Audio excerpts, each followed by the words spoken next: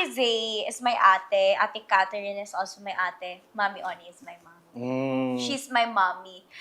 Pinaka-recent advice na nung nakinig ako sa kanya is, sabi niya, Bea, hindi pwedeng ikaw lang naghihirap. Siningilin mo na yung baby daddy mo.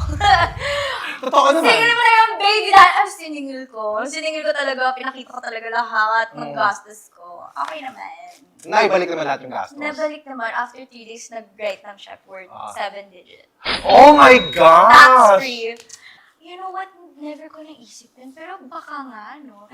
Pero kasi, yung mga nakakasama ko din na celebrity or mga influencer, parang sila din yung mga love na i-hate ng tao. Mas lalo na si Mami Oni. Si Ate Catherine, si Ate Zainab, makakasuking-suki sa bashing, di ba? Ako na yung next. So, na parang you're in the right path. Yes, parang oh my gosh, I think I made it. Suki sa Reddit.